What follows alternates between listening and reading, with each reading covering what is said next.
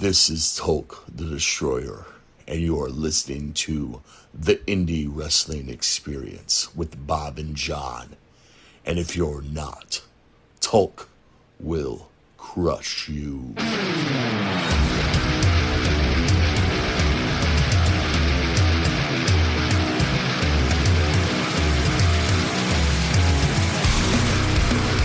We find wrestling, one promotion, one event, one match at a time. We are the Indie Wrestling Experience with Bob and John. I am Bob. John, what's up, man? What is going on, everybody? Bob, how you doing, buddy? Dude, it's been a long week. It's been a long week, and I think it's about to become a longer week for me because this is rankings week.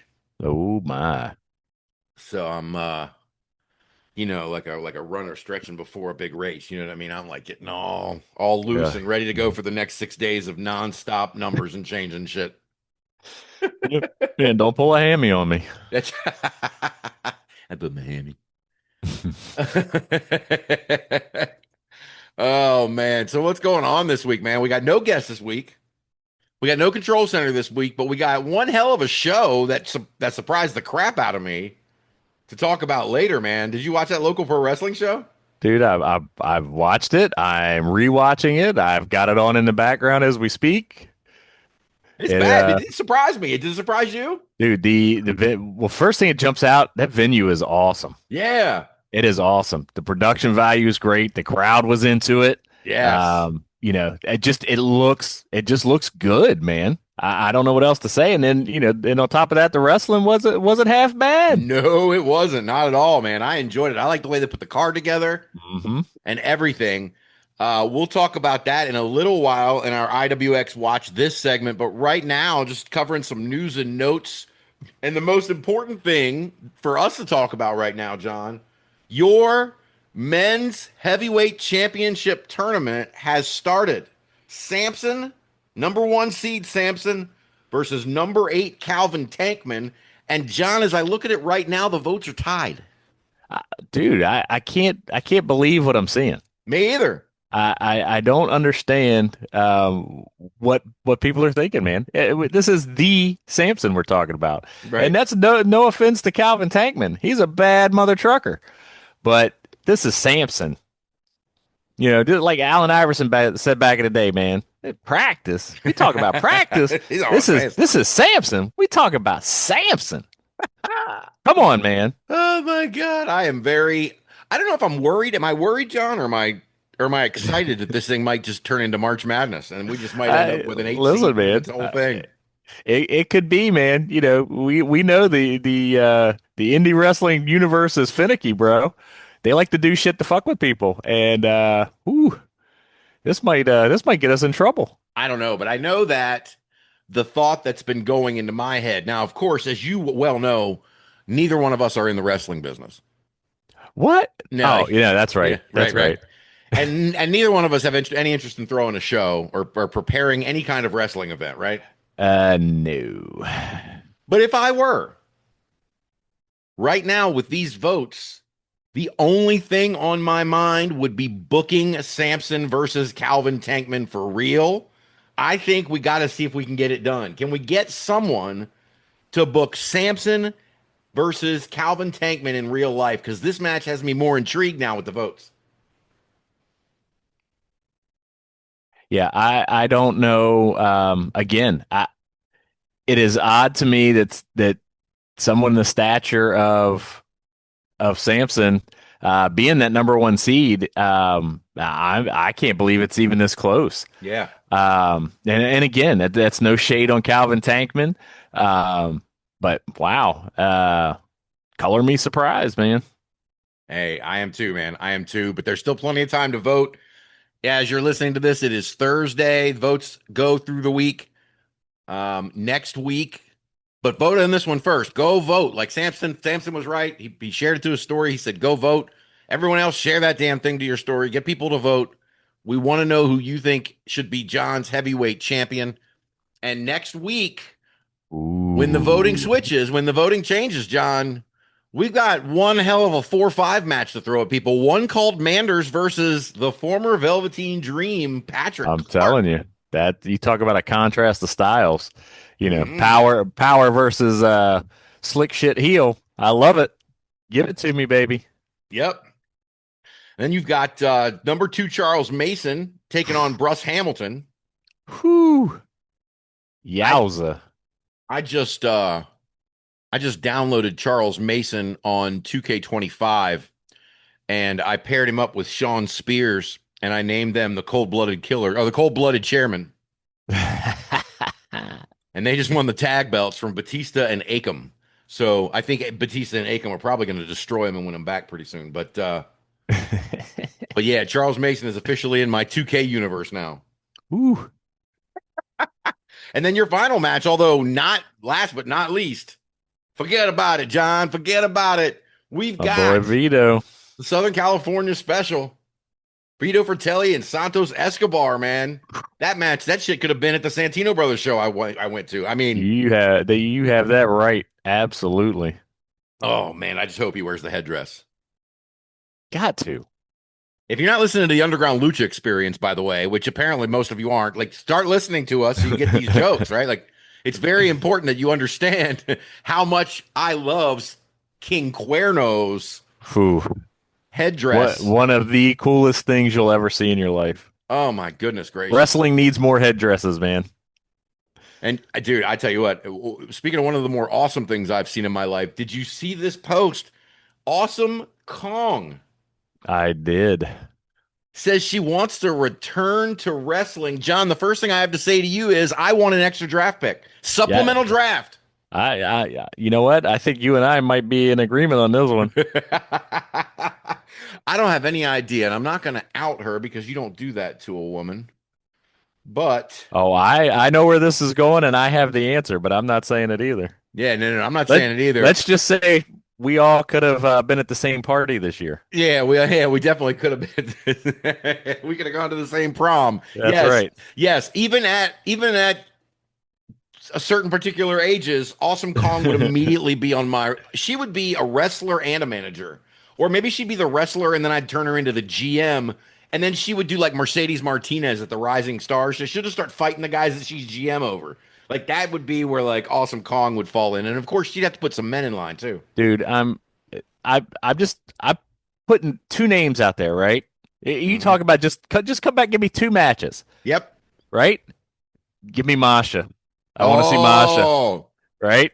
And then who's newly released? Who's newly back on the scene on our side of the fence here, Bob? Who does not want to see Awesome Kong Jordan Grace? Oh shit, that's right. Has Jordan been released? I thought she was on. Is she? I thought I had read on the dirt sheet. Maybe it's possible. Maybe that's what it was. Yeah, I know Ilya did get released. But even if not, I don't care where she's at. Give me that match. Who doesn't want to see Mercedes Moné and Awesome Kong? Who doesn't want to see Athena? Awesome Kong. Hello.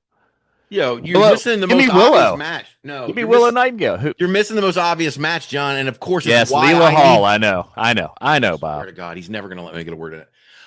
Because I drafted the match that everybody wants to see. It's why I need to get Awesome Kong. I need a triple threat between Awesome Kong, Adriana, and Tiffany Grady. That's what I want.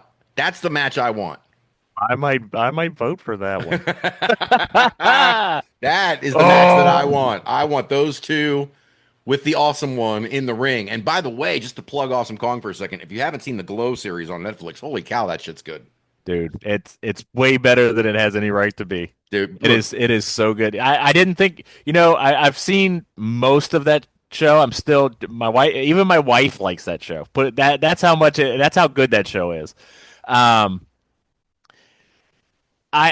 cannot believe that, or I never thought that a dramatization of what we loved with Glow, right, as kitschy as it was, I just thought really all they were going to do was make fun of it. Dude, this show is so good. If you love heels, there is no reason you haven't watched Glow. Agreed. Absolutely love that show, man. It's way better than had any reason to be, like you said. Absolutely. And honestly, in hindsight, as far as, if you're talking about checking certain categories and ranking things against each other, I'd say the new show probably beats the old Glow in a lot of categories. I'll tell you other what. than nostalgia. I mean, think about it. You've got who'd they have training? Wasn't Chavo in with the training? I think so. Chavo Yeah. was one of the trainers for And the some show. of those guys that they were doing Awesome moves on. Kong, yes, and Awesome Kong is in there. You know, she's tips and tricks to these ladies. I mean, they said that a lot of these girls were learning a lot of this stuff, and man, it freaking shows. I mean, we know they've got stunt performers in there, of course, and from what I understand, quite a few of them were indie wrestlers. But I think these actresses for that show really took it to heart and really dove into those characters, and man, it fucking shows, dude. That show is so good. It is, man. It really is. And the one I was thinking of was Tyrus. Tyrus played one of her brothers, and they were doing the training outside. Mm-hmm. Oh my God, John Hennigan is in it. Johnny TV, Johnny Mundo, Johnny Impact, Johnny Mystery, baby. Johnny Mystery. Oh, hell yeah. I'm gonna get into something about that here in a second as well. Ooh. Brooke Hogan was in it. Christopher Daniels, Frankie Kazarian. I mean, it was great. It really, really was. It absolutely was. I wanted to see, since you mentioned Jordan Grace, mm-hmm. I wanted to bring this up sort of impromptu. But did you see her tweet this week about her research paper? I did. And that sounds cool as shit. It does. I got the quote in front of me, so I'm going to read it here. Yep. Right. Jordan Grace tweeted, "Writing a research paper in my kinesiology class on something highly debated in the wrestling world. Why female athletes transitioning to professional wrestling outperform their male counterparts in developmental training. The biggest reasons: 1, most women are coming from sports with high transferability to wrestling. 2, the female recruits have extensive experience being coached on precise movements. 3, recruiting for women focuses on skill. Recruiting for men focuses on size. We'll release my paper at a later date, but feel free to weigh in." Weigh in, John. I think she's absolutely onto something. I mean, think about the traditional female sports. They are much more, I guess, fundamental based, right? Right. Guy sports. What do we want from guy sports? Bigger, faster, stronger. That's not all. That doesn't translate to a lot of the women's sports. Right. Skill is the biggest thing, and not that skill doesn't play a factor in men's sports, but football, basketball, baseball. There's a reason that a great big man is always going to beat, in most of these sports, a great smaller guy. It becomes a matter of size, and that's not always the case. I mean, don't get me wrong. We've seen bigger female wrestlers come through, right? Nicole Bass, China, Awesome Kong. Now you look at the current guy, Nia Jax. These type of ladies. And while yes, they are great attractions, right? How many of them have longevity? The longevity, exactly. Yeah. But you get these athletes. You get Charlotte Flair. You get Masha Slamovich. You get these ladies they're coming in like that are just these well-rounded athletes. I could absolutely see, and you and I have seen some of these ladies that we've seen on the independents and how quickly they've picked it up and shot to the top of our lists. Which doesn't really mean anything other than we love watching these performers. But the improvements are so quick that it sometimes it's hard to keep up with how fast they are improving. No, absolutely. I keep doing this on me. I was going to mention one other thing, and that is you were talking about men's sports and the skill. Football literally has positions that are designated as skill positions. Who plays the other positions? Big boys, like your offensive line, your defensive line. I mean, those aren't skill positions; those are size positions. I've never heard of a women's sport that has skill positions versus size positions, unless they're playing football, which there are some. But no, very few of these women are coming from women's football. I think to these things, they're coming from track and field. They're coming from gymnastics.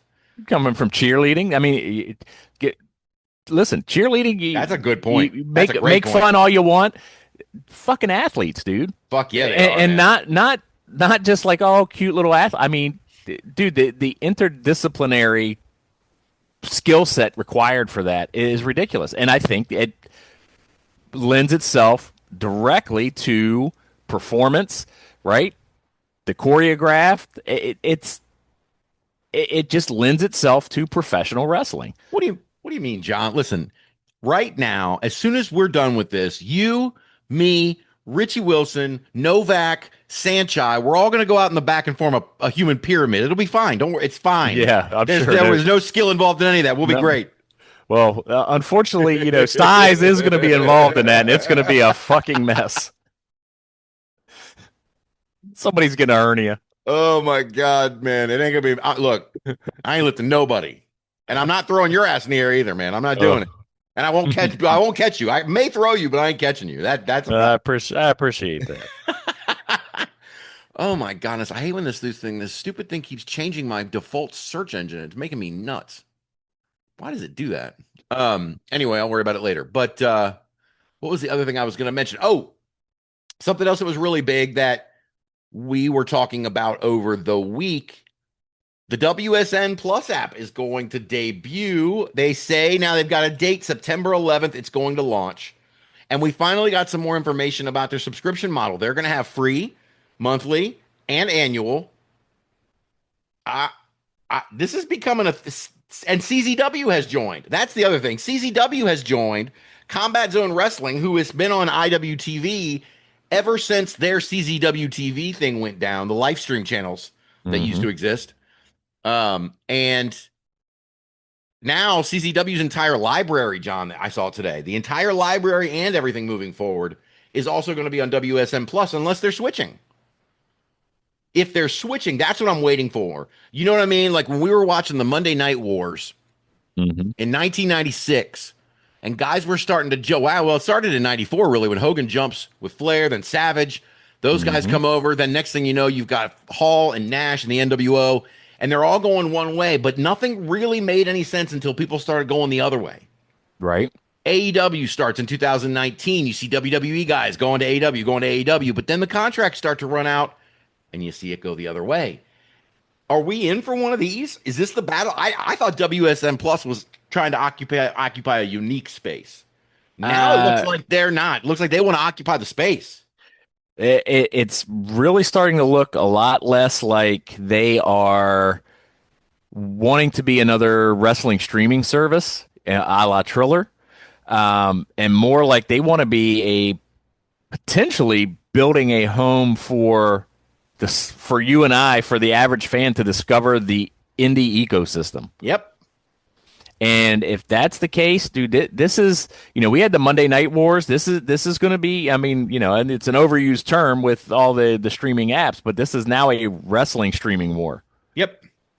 And we are ramping up, dude. People are choosing sides, and I think, from the looks of it, Triller might be the odd man out. Oh, no doubt, no doubt. I'm getting the annual subscription right off the jump. Like, I've seen enough promotions that I'm ready to test this thing out for a full year. I don't care. I suggest you all do the same. And this is not an ad. We haven't even talked to the folks at WSN. One guy, I think, messaged me one time, like a year ago, about it. But I mean, like, we have no inside information. I'm telling you, I'm buying the damn thing just from what I've seen so far because I want to be a part of it. They say there's going to be games. I mean, it's going to be a full-fledged app. They're going to have all sorts of contests and all sorts of. I mean, it's not just IWTV, which IWTV is great. But they're taking a different angle on it, and. If you ask me, my AEW is kind of what I think WSN is going to become what I was kind of hoping my AEW was going to be. And this is no knock on my AEW. I like the app. But I think this is as close to the network as we've had since the network went away, right? And I think I don't feel like I'm going out on a limb to say the majority of us loved the network. But what was always the knock with the network? It was great, but you didn't have the vastness of the indies on it, right? Right.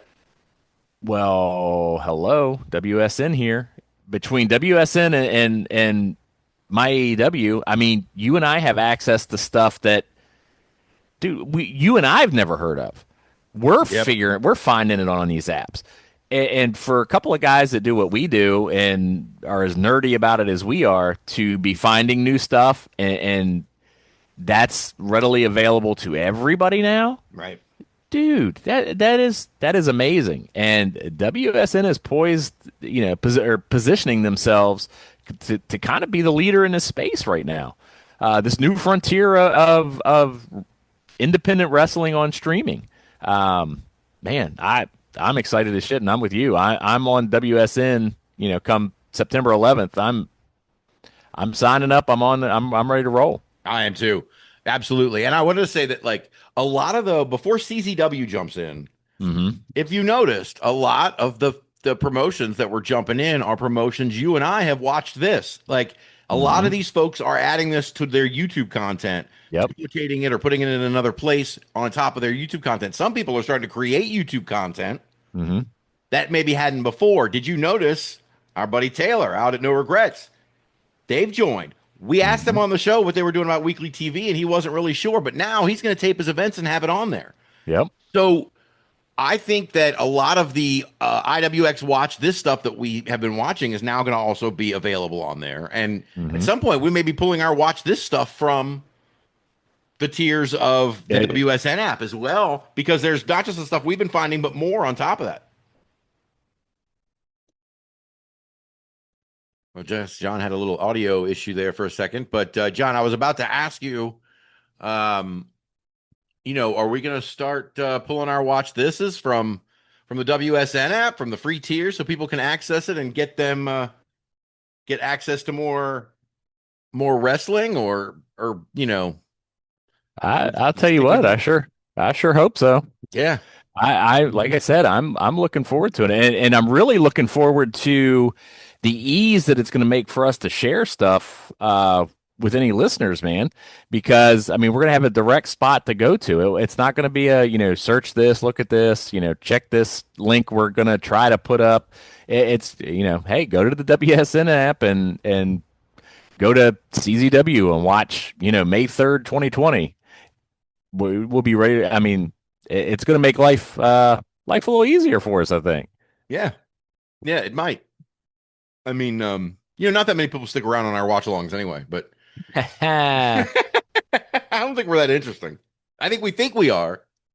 man, we're awesome. What are you talking about? My Well, mom says so. yeah, no, she didn't tell me that. She told me a whole lot of different things about us, but but you mentioned Triller a minute ago, man. So after our conversation last week, I went and looked and I was like, is Triller reloading right now? Are they coming back? Are they making is this a rubber band situation? Do they lose a bunch of stuff and now they're trying to reload? The answer right now Mhm. is a very emphatic no. They have added Um, honor among wrestling. We talked about that last week. That is true, but that is it, which makes me even more intrigued by this whole thing, right. John. What are they doing? Uh, I think right now they're I think they're just kind of grasping. I think they really have if they get some indie promotions that I think approach them or come on board with them, I think they're taking it as gravy now. I think they're shifting all their focus and their energy on the other combat sports that they are involved with, Right. whether that's the MMA, the boxing, the Wait, bare wait. knuckle. So you mean they picked up the new hot thing like Power Slap? No. No.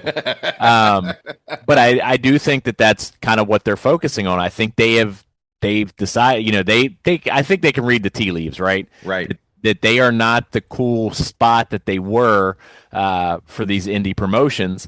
And how much of that do we think has to, all comes down to AEW, 8-10 months ago, saying, "Hey, we're out of the Triller business. They owe us too much money." Yep. And when they pulled out, not only did they pulled out with the caveat of we're going to kind of do our own thing. Yep. So everybody's like, well, if the big boys are out, we should probably get out. And you know, here we are. 100%, man. And as I'm looking at Triller right now, the second row of stuff on their homepage is cricket.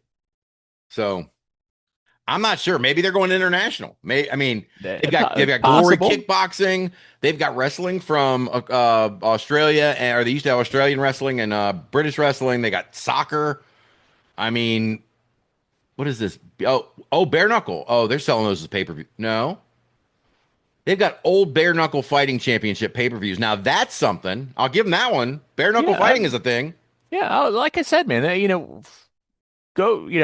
I think they've just run their course, man. I think they got into some trouble with the indie stuff. I don't know that they necessarily knew how to promote that alongside of the more traditional sports. And I don't think that crossover in viewership was there that they thought they were going to have. Um, Wait, hey, man, wish them luck in what they're doing. Wish them luck with what they're doing. But I think I think indie wrestling has moved on from Triller. you're telling me you think that Triller having to deal with a couple of dozen different independent wrestling promoters wasn't harmonious? Is that what you think this? Yeah, man. I mean, hey, we heard you can't even get them to sit down and decide on a lunch. So It's true. It's true, man. I don't know what's going on, but I'm interested. I'm intrigued now just because yeah. Triller seems like, I don't know, it looks like they want to hold on to something. We'll see. Hey, listen, Maybe they're just a big sports conglomerate and it's just going to be fluid. Maybe sometimes they'll have more boxing. Maybe sometimes they'll have more cricket. I don't know. and that's possible. And listen, CZW being kind of being off their list and on to the WSN really leaves the only big boy there left there, GCW, and that's I'm not gonna lie, I kind of thought GCW may go before CZW, and the fact that CZW jumped uh, just tells me GCW maybe short for the Triller world. Um, CZW goes, I think I think that at that point, wouldn't you believe they just have to fold up that particular portion of their business model? I would have thought so. Yes, I do think so. I do think so. I mean, it reminds me of, I used to have this mechanic, Mm-hmm. um, and he would have my car for like a week longer than he ever needed to, but he was super cheap. And he would take the money from me to pay for the parts on another repair he was doing, and then he'd get that car out, and then he'd take on a new repair, and he'd use that money to pay for my stuff and get my car out. It was always this big like being behind and Ponzi scheme kind of thing. Good guy, man, just couldn't keep his shit together. Great mechanic. Mm-hmm. But when the chief of police called to get his car fixed, none of that happened. Yeah, isn't that funny? And I think GCW is the chief of police. Like, I wonder if Triller is not moving mountains to put all of their stock and making sure GCW feels warm and fuzzy. And everything It's else that happens, possible. it'll come back. But they're going to close ranks around GCW because that's their baby. They had to fucking go through a lawsuit with IWTV over it, or GCW did, one or the other. Hey, listen, but how long does GCW let it go and dwindling viewership and dwindling eyes on this particular app that they are on before they go, hey, look at CZW, look how, man, they're blowing up on WSN. HOG, look at them blowing up over that. How long before we go? We got to get ours. We're late to the party now. Right. Instead of being a trendsetter, now we're late to the party. I hear you. My response to that, though, and I think you could be right. I'm just saying, the devil's advocate in me wants to say, didn't we just say we heard some rumblings that people are saying GCW doesn't hit like it used to? I mean, if GCW's in a downturn right now, or at least their fans seem a little more stale than they used to be, or something, which happens to all businesses. It's not their fault, especially wrestling is cyclical. Mm-hmm. And if you've got a promotion, your promotions can be out of sync with the cycles of the main market Absolutely. as well, right? Absolutely. If GCW is in a stale creative period, let's say, to me, it would seem like the freshest coat of paint would be to switch to a new streaming service, make a big splash, put on a huge show that brings the people who love GCW back into the ranks, and see if you can't jumpstart something in the short term. Again, I'm not running it. I have no idea the business details behind any of this. So this is just me talking shit that I don't know anything about. But that seems to me to be like, this seems like the perfect time to just jump ship and be like, fuck Triller, man. Let's start GCW Plus, or let's get on WSN Plus. I don't know. Right. I don't know, but I'm excited to see where all these chips are going to fall. And there's not a whole lot of chips left out there. Nope. Nope. But there are plenty that have established, like I Oh, said, absolutely. like I'm going back to the thing I said at the beginning before we move on. At some point, those established pieces with certain areas, they're going to start jumping between each other. Mm-hmm. And then it's going to get really, really interesting, man. This is the Monday Night Wars for independent wrestling streaming, man. I never in my life thought I would see the day. Hey, this is the Monday Night Wars. This is the Gen Z version. Right, right. That's what we're seeing. Yeah, the non-specified time or date because I watch it on streaming whenever I feel like it, dude. Right. Yeah, wars. I'm telling you. I love it. Listen to us. We're all shit. Sound like boomers here. What the fuck else do I have to talk about here? Oh, our guy. Look, I'm going to keep praising him because I love him for retweeting us. And you may hear about him every week now because Cortez Castro, Ricky Reyes retweeted our Underground Lucha Experience Yes. episode, and I'm living on that fame. Fame. I'm living on that right now. I'm riding the wave. I'm riding the high right now of that retweet. And at the same time, this dude goes out and wins a championship on the Indies, the WSP United States Championship last weekend. Yes. Man. We are not done with Cortez Castro. I'll tell you what, man. Listen, it definitely gave me. I'm not gonna lie. As much as you and I, you know that we love him. You know, I particularly love my Cortez Castro. I had a little bit of wait, that guy's still wrestling. I'm not gonna lie. It surprised me. And I went and looked him up, and damn it, he's been wrestling the whole time. Still looks great. So I got something. listen, more power to him, man. I got something for you on that. I don't know if you saw Bob Evans posted something or retweeted Nunzio. Is it on here? You were talking about at his age how old he is. Mm-hmm. Where's the thing from Nunzio? Did he post it? Wait, here we go. Nunzio was on the Chris Van Vliet show and was quoted as saying, "I do some independent shows and stuff like that. I'm not old at all. I'm 54. I don't act like I'm old because anybody in their 50s, it's not old anymore. It's not my full-time gig, so I do some part-time stuff." There you go. I think more and more guys, listen, wrestling was already a sport where George Animal Steel was 52 when he was in his high point during 85 and 86. Mm-hmm. It's not like it's unusual, but more and more guys are stretching into their 50s and to their 60s now. Hey, and that's every sport we see, right? I mean, Yep. NFL guys, are lasting longer. NBA guys are lasting longer. Baseball guys are lasting longer. Same thing with our wrestlers. Hey, things have changed. Sports science has evolved. It's gotten better. Guys that blew out knees in the 80s and were done.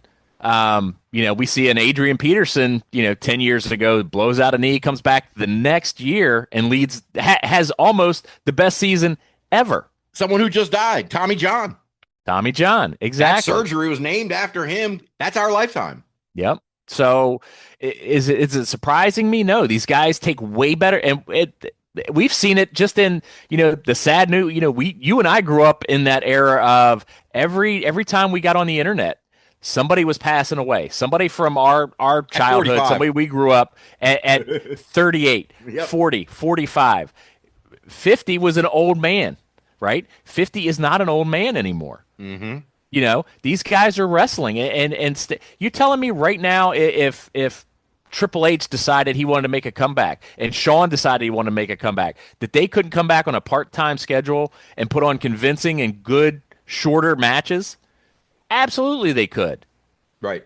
You know, Triple H got the heart thing, but yes. Other than that, You know what I mean? yes, I do. They're all in great shape. Whenever you see Triple H, he's in great shape. Is your He's point? in great shape. I think just the mentality behind it is so much better. These guys don't run the roads like all these stories that we That love is to it hear right from there. back in the day, right? They travel smarter, they eat smarter, they train smarter. They just, I think, take better overall care of themselves. And I think part of that is where this was kind of viewed as this niche lifestyle. It is now this is a business, and these performers view themselves as they are their own insular business, right? Right. John Cena is his own business.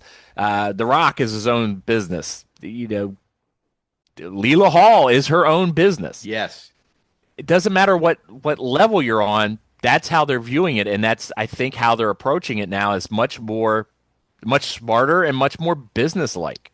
Yes, I agree. And now that you mentioned that, I don't think did we have the conversation about Steph DeLander and Matt Cardona's Instagram policy?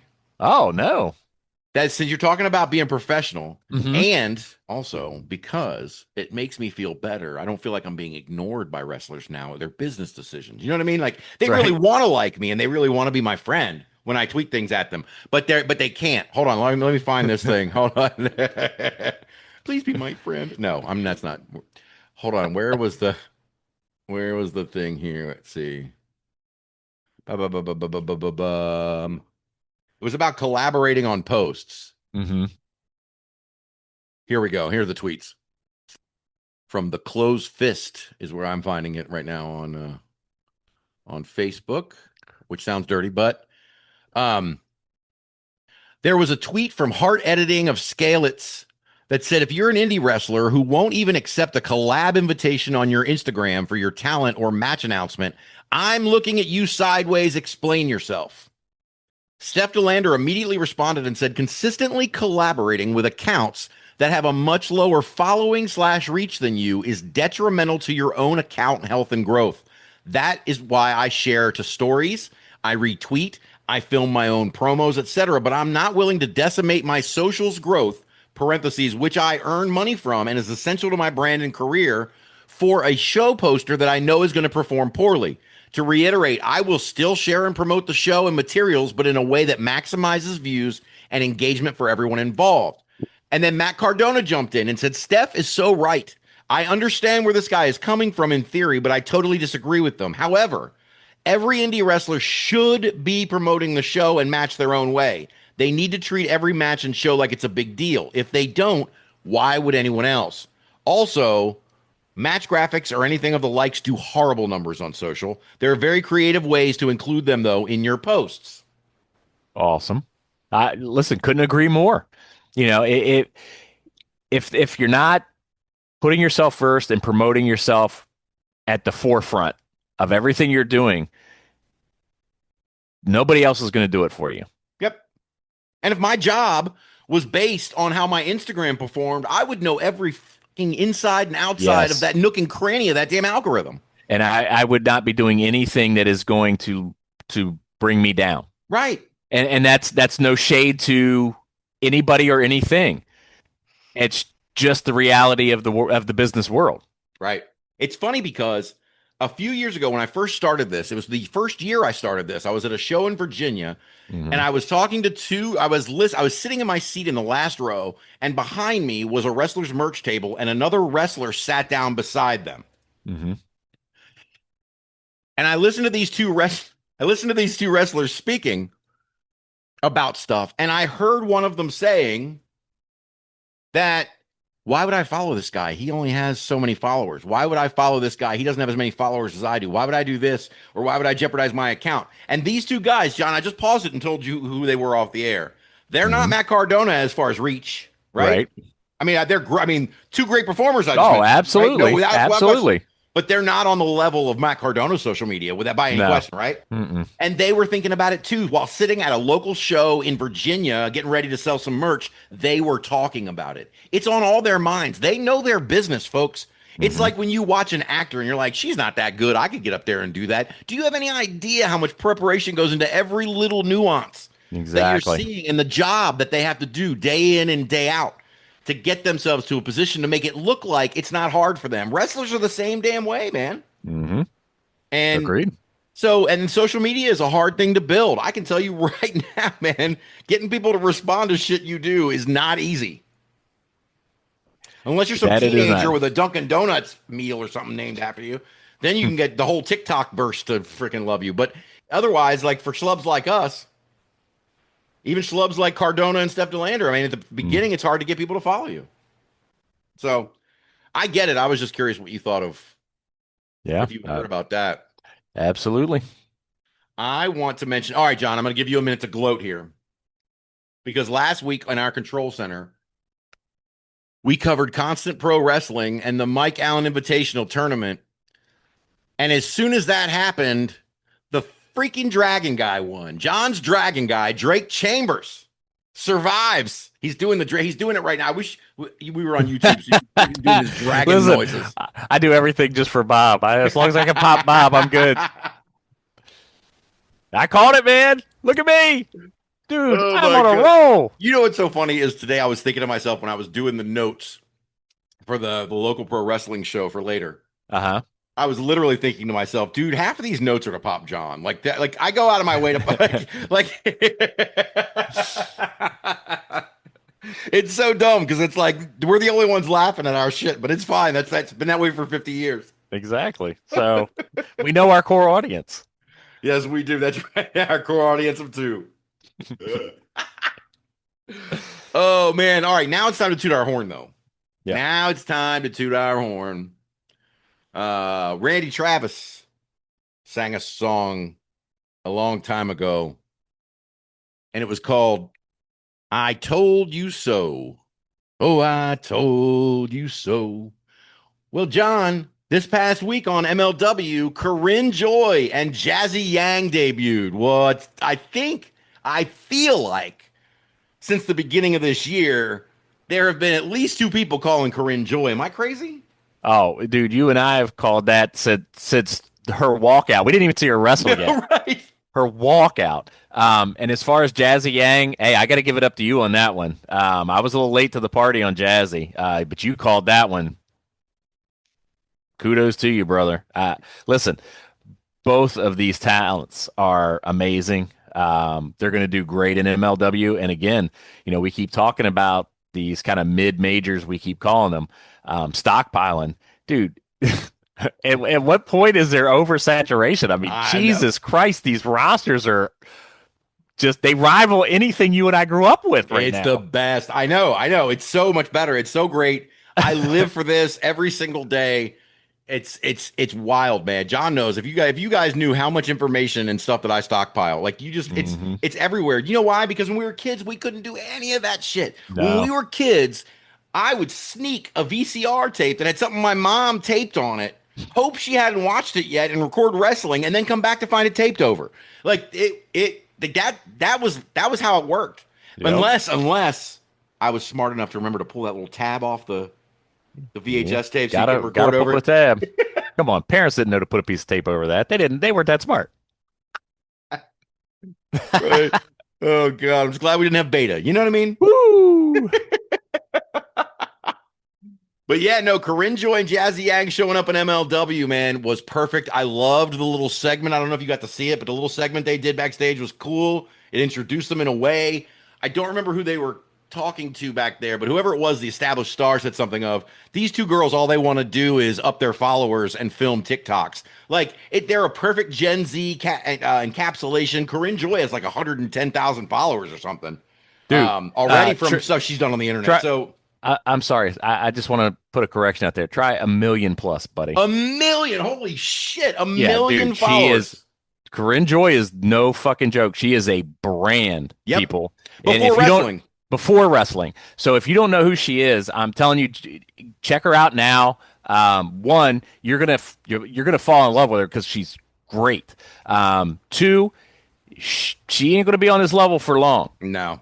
She'll be on TV real soon. So jump on it quick on that bandwagon, because I'm telling you, you and I have seen a lot of people come up and a lot of people get a rocket strapped to them, right? Yep.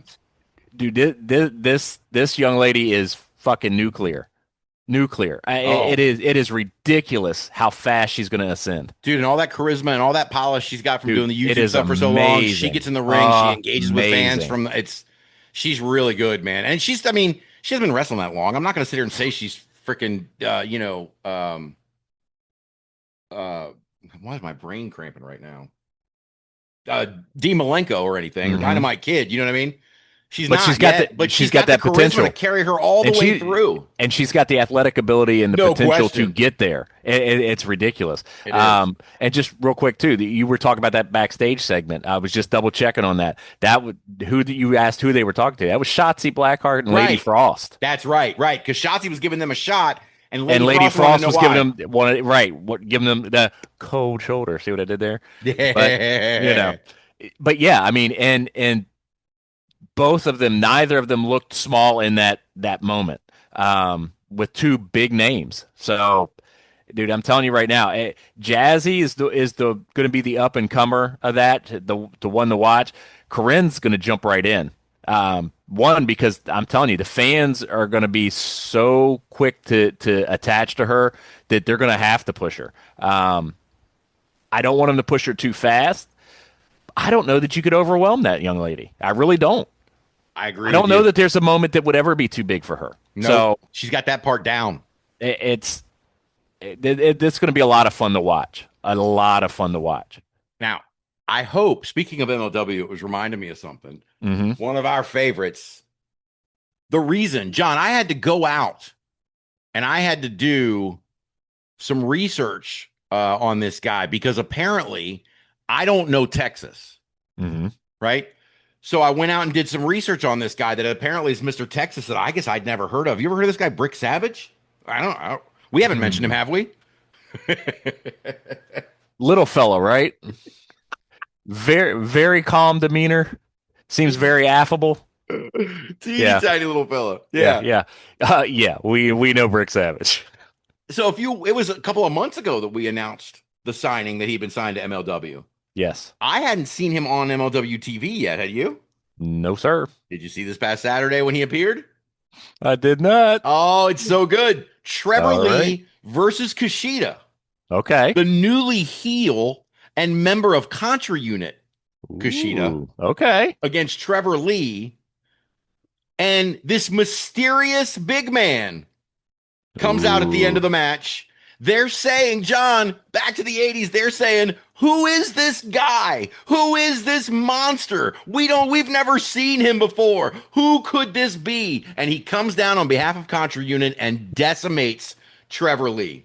Ooh. Trevor Lee. Brick Savage, my friends. I'm sorry to any of you who watch Oh, MLW, who don't follow the indies and don't know who Brick Savage is, and I just spoiled it for you. But that's what it is. Brick Savage he leveled the whole place. Well, that truth in advertising, because That let me fact. tell you, that man could do it, whether it's kayfabe or not. That man could hurt some people. Right. And okay, so I know as soon as you and I are done today, I know exactly what I'm pulling up. Second to last match. Oh, that was actually a good one because the main event was Austin Aries defending against Mystico and Averno. Ooh. It was so good, John. You know Austin Aries. He's a nasty, mean dude from what I hear, but he is a fucking he is one of the best wrestlers I've ever seen. Dude. And then Mystico is my guy right now, man. He is on fire. Mystico is amazing, but yes, Austin Aries. Mwah. Oh, the match Love was him. so good. I want to go back to one thing you were going to say because this is the segment where we're tooting our own horn here a little bit. This is the segment. This is what we'll call our Barry Horowitz segment. As I pat myself on the back. Of course, you did the same thing at the exact same time. Right? Yeah, we did. Fucking nerds. So, Corinne Joy. Mm-hmm. I wanted to make sure I circled back to say she was the very first person this year, because I think that WWN Plus show was in late January, early February that we saw her. That was the tournament Kylie Alexa won and Libya got injured, right? Yes. And she was in the first match. And she was the first person we put on the list for potential winners of the Matrix Award this year. Yep. And she is still the front runner. Dude, there's been some really good names, but nobody has had, like you said, that ripple. Nobody has made the waves that Corinne Joy has made. Nope. Yeah, it just again amazing. I know I sound goofy. I get it. She is that good. Mm-hmm. It is amazing to watch, and somebody that's that young and that new.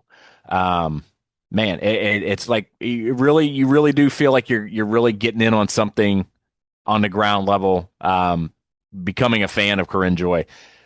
I encourage everybody, get out there and check it out, man.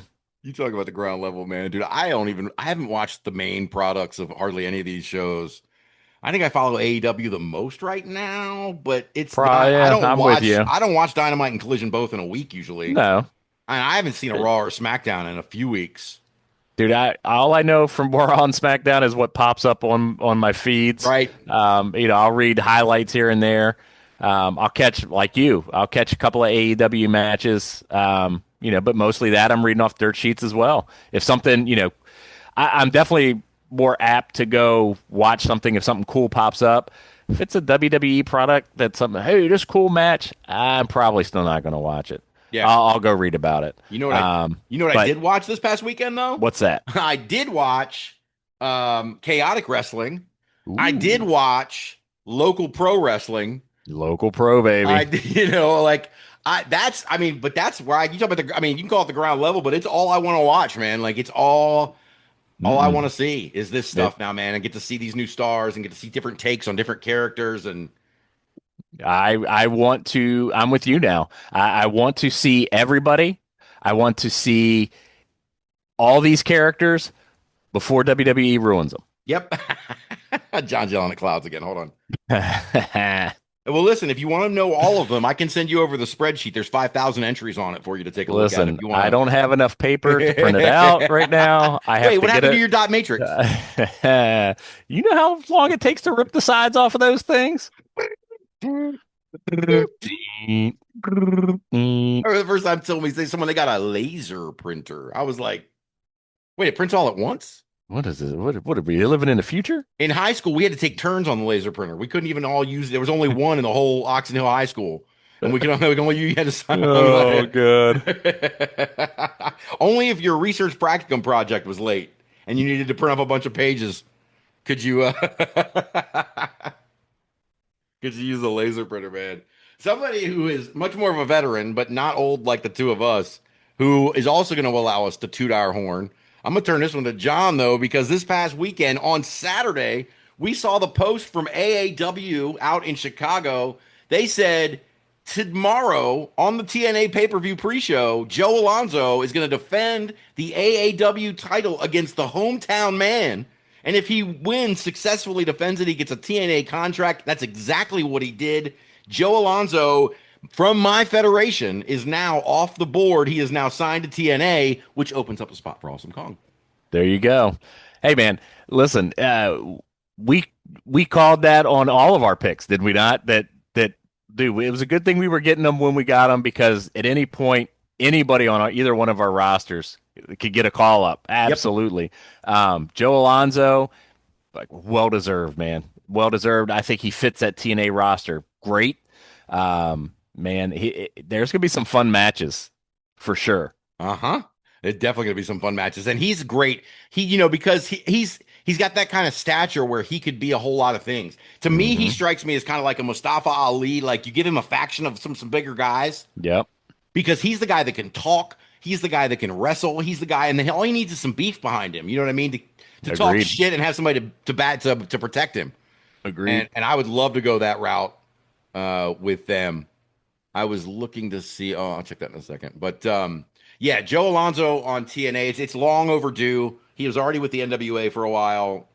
I'm telling you, you guys are gonna like him, especially you smarks like us who really get into certain specific wrestling characters. Joe Alonzo is a great dude, and like I said last week, I can say I saw him mixed tag with Missa Kate. So that was a day. That was a great day. Thank you, Rich Buckholz.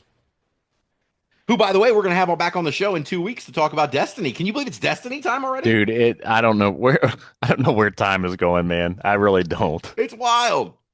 They got that other show, Rebuild Rumble, that we talked about. We had on the show last week. That's this Saturday, the 29th. Yes, great calls. If you guys are out and available, go check them out, help them out. Like the guys were saying when we interviewed, even if it's just to buy a ticket, you can't get there. All the proceeds are going. They're helping out the community. Dude, you can't do anything better with your money. So enjoy some great wrestling, help out a lot of people, and just feel good about yourself, man. Yeah. No, that's a perfect transition to this next story. There was a tweet from Cultaholic Wrestling last week. A lot of AEW contracts will reportedly be allowed to quietly expire, except at some point in the next 18 months. Joey Janela quote tweeted it, and I'm going to read this to you because Joey Janela being Joey Janela, man.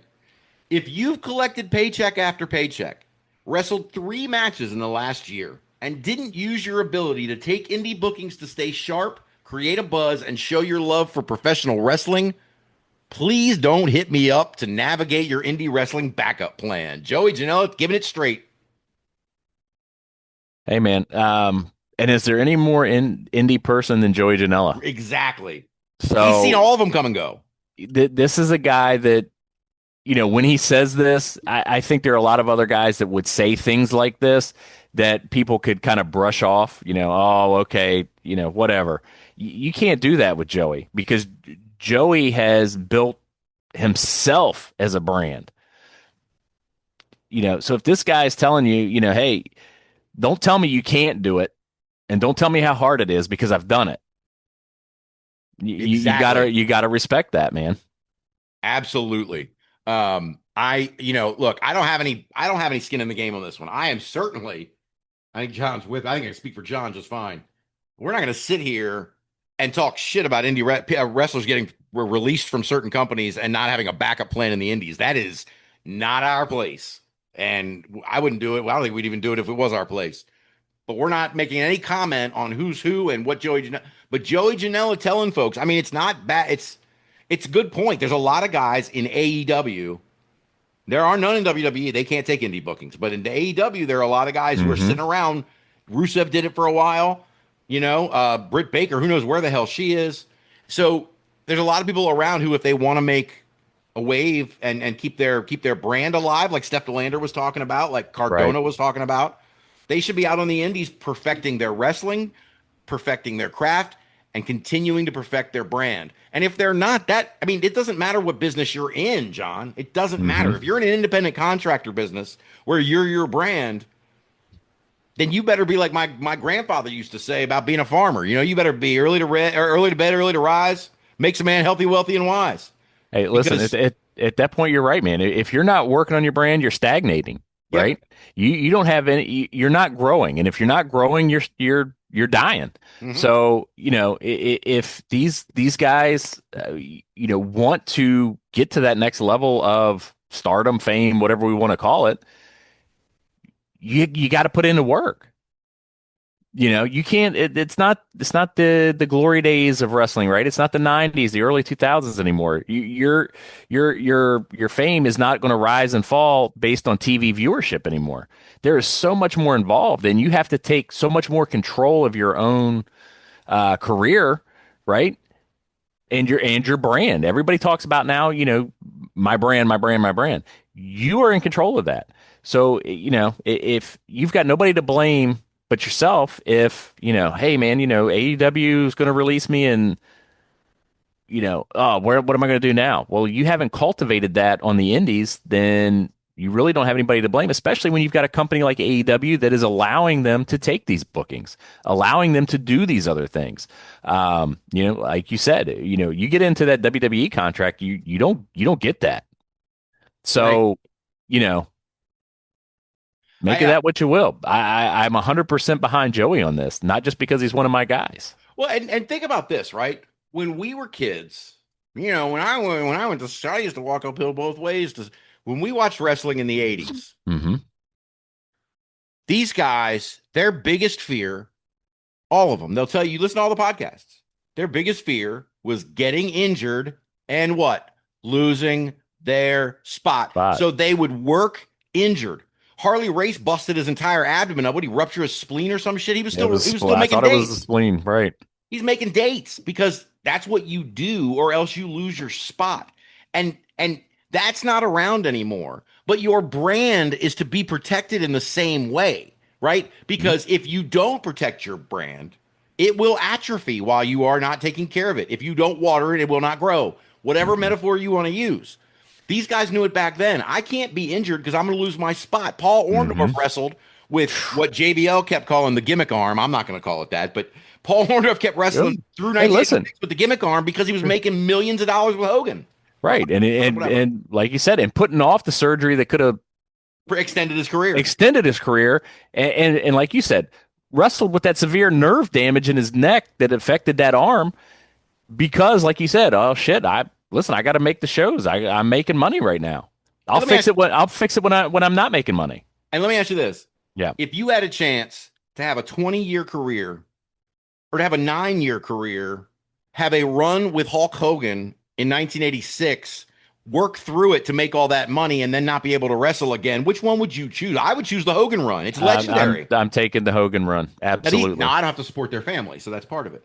But Right. in But hindsight, looking back, well, and looking back in the way that the the contracts were set up and in the way that just that the industry was at that point in time, I'm taking that guaranteed money. I listen, 9 years versus here 20. right now. I can't guarantee that in that 20 years I'm going to make what I could make in this 9-year run. Yep. I can't guarantee it. So I got to take what I can get right now. Right. Listen, Orndorff, for the information available at the time and the way the culture was, to me, made the right decision. Yeah. Especially having a family and needing to support that. I'd have done the same thing in that situation. Nowadays, I think you rethink that, right? You maybe go a different route. Right. Well, now you got contracts that are guaranteed and people will bring you back. They get storylines ready for you when you come back. Dude, Bill Watts was not waiting for somebody. Vince McMahon in 1986 was not waiting for somebody. No. And then when he was under contract, you just go. Yep. Bye. So I get it. I mean, I 100% get it. How long is the golden goose going to keep laying eggs? Well, I'm going to go back there every day until it stops. Yep. I'm not going to sit on the bench because my arm hurts, right? I'm going to, when the golden goose stops laying the eggs, then I'll take a break. And Orndorff, for you and I, is one of the top heels of that generation, right? Specifically for that run. Yep. And that run ran longer than just about any other Hogan feud. Yeah, there weren't any. So yeah, I think he made the right choice for himself at that point in time. Now maybe you look back in hindsight being 2020, right? Well, yeah, I probably should have got that taken care of. I probably could have done better. But you can't do that because you got to take it with the information you got available at the time, and that's what he did. Yep, 100% agreed. Did you see the Dark Side, the Paul Orndorff Dark Side yet? I watched part of it. That's how you're hearing me talk about the things I know about. Yeah, it was good. It was very good, dude. His son, I think his son kind of got a little bit of a bad rap about the guys, don't embarrass your father like this. And I mean, we're getting into the weeds on this one, but we can talk about it off air. But yeah, it was a very good episode. It was a very good episode. I was pulling something up here because I want to talk about Rumbles. Mm-hmm. And when I say I want to talk about Rumbles, the first thing I want to talk about, wait, did I send you? I did send it to you. But yeah, you did. Notes. These guys, I'm going to give them some run here because this seems freaking awesome. And they sent me a collaboration post. And, I'm a little picky about who no, I'm kidding. But you're not going to protect obviously. The brand. But the folks at Media Mania Podcast sent this thing over about the Psycho Sid 150 plus man Royal Rumble. Yes. Dude. What the Battle Rumble they're calling it. 150 wrestlers. And I'm just curious, are they going to do this like mystery and it's going to be a 25-hour thing, or are they going to put these guys in boom, boom, boom, boom, boom? That's what I think is coming. I don't know, but you know what? I'm going to be there to find out. I'm trying to find more information about, wait, did they put this here? Here we go. Dude, you Memphis, had me Tennessee, at Minglewood Rumble. You had me at Rumble. Dude, exactly. That's what I'm saying. One massive Battle Rumble. The Psycho Sid Battle Rumble is going down Saturday, August 29th. This will count as our control center. Over 150 wrestlers will step into the ring for what is shaping to be an absolutely insane night of professional wrestling. One ring, one Rumble, one Survivor. This is a huge celebration of the legacy of Psycho Sid, and wrestling fans definitely aren't going to want to miss this. Minglewood Hall, Memphis, Tennessee, this Saturday, August 29th. The 150 plus man Battle of Psycho Sid Memorial Battle Rumble. I just love the sound of that title. Dude, give me two things that I love. A Rumble and fucking Psycho Sid. Fuck yes, dude. Psycho Sid's the guy. By the way, have you seen Josh Bishop lately? He's kind of starting to look like Psycho Sid.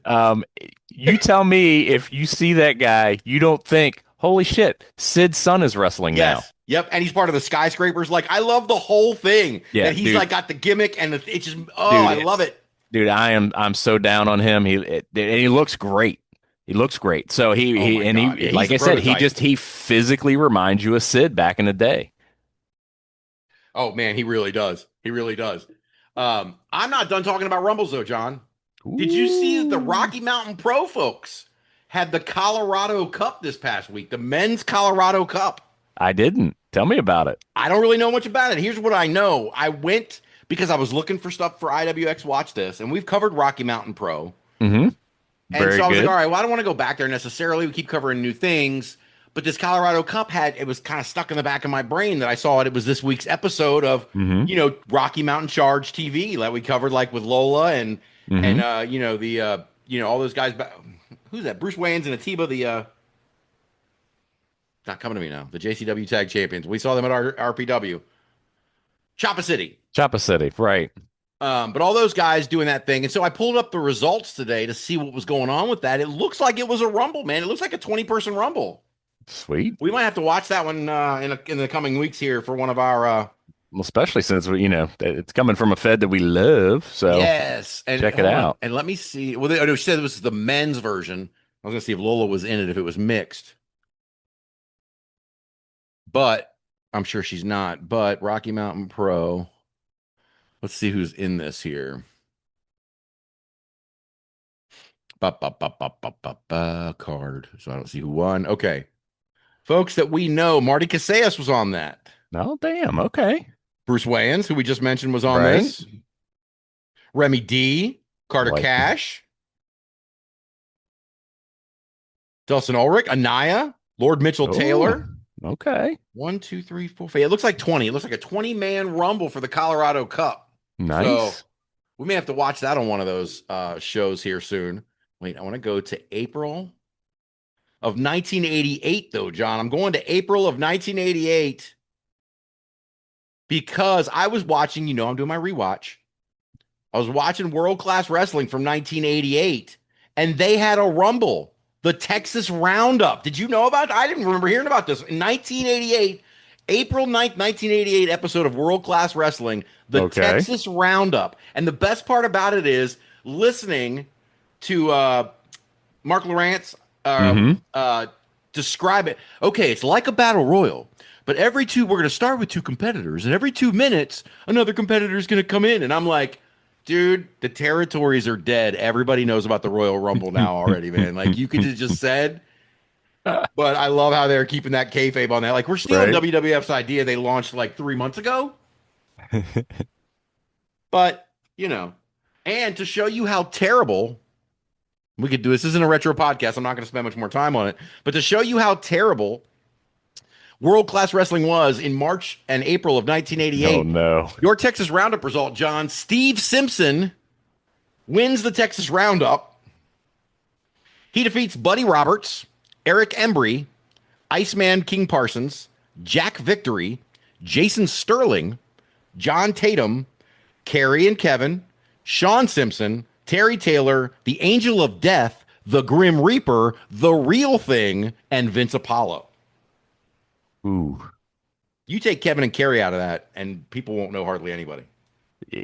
Listen, there's a few in there I know. Right. There's a few in there I know you know, but we're super nerds. Yeah. So, ouch. Yeah. Dude, these names, man, the Grim Reaper and the Real Thing. Like, I have to look some of these guys up because they put them under masks. World Class apparently was famous for putting people under masks. The Real Thing is Rip Morgan. Okay. So, but Rip Morgan's probably 50 years old at this point. Oh, at that point, easy. Yeah. So, yeah. Yeah, you're right. I'd love to get in there and unmask a few. Yeah, exactly. See who we got. Oh my gosh, man. But yeah, that's how bad. But listen, we're always up for a Rumble. That was the important part. And I'm bringing it back to say Mystery Wrestling. One day we're going to watch this Rumble for 22 hours. Absolutely. We're going to do a watch along. It's going to be a watch along. It'll be a hell of a watch along. I'm going to ask Mystery if they'll let us do an actual watch along, put it on the screen. And maybe that'll be a thing we can do. Cool. Everybody else is doing it now. Did we not say, by the way, let me go back to another story. We did the Ohio Valley Wrestling Yes. selling their rights to these YouTubers to do reaction videos. We said, hey, does this mean we're going to start seeing this stuff on our feed all the time? And what? It's literally all my YouTube feed is anymore, especially with GCW. Yep. Just like Oh, that, it man. happened. Head of the curve, brother. Yeah, we like to do things, We like to say things and, figure things out. What else? Oh, did you see Ring of Honor? Dynamite was here in Baltimore, and they did Ring of Honor, and Joseph Keys, Gia Scott, and somebody again who won a year and some change ago. John and I said, "Hey, who is this new kid? He's got something." Danny Grandview now on Ring of Honor, dude. What's up? Hey, man, we'll take it. Just keep piling on the accolades, man. Just keep Barry Horowitzing ourselves here. That's right. That's right. People are gonna get tired of listening to this shit. That's what we do, but that's too bad. Prove us wrong. I was happy to see all those guys there. I was happy to see Action Andretti back in town. Oh, love Action Andretti. Yes. I was happy also, giving a shout out, to see the sign guy from MCW and Joppa, the chicken nugget sign guy, was there taking photos with all of them. If you find him on Instagram, he has got photos with everybody that was at that show. Taya Valkyrie, the whole, has 50 pictures, I bet. Awesome. Back to Rocky Mountain Pro. So then I saw this thing. I don't know if you got to follow up on it or whatever, but they've now announced a partnership with Golden Media Partners for streaming and distribution of some type. They've already got Rocky Mountain charged on local TV. Rocky Mountain Pro is trying to expand their borders as well, I think. Dude, I'm telling you, we are in a golden age right now of indie wrestling on streaming services, man, and it is way fucking interesting. It is. It is. I'm looking. We're cheering for those folks. Mm-hmm. Oh yes. But it says it's focused on expanding RMP's distribution, advertising, sponsorship, and strategic growth opportunities. Together, RMP and GMP will work to bring RMP wrestling program to new audiences across television, streaming, and digital platforms. Well, WSN Plus, IWTV, and then there's the folks doing it their own way, and I'm here for it. Absolutely. Listen, I think this is kind of the announcements you're going to start getting now. Right before the next step is going to be where they pop as far as a streaming service. Whether it be my AEW, whether it be WSN Plus. I think this is just kind of how we're going to see these dominoes fall for these promotions. Yeah, which leads me into another conversation. Well, let me say one more thing before we get to that. Mm-hmm.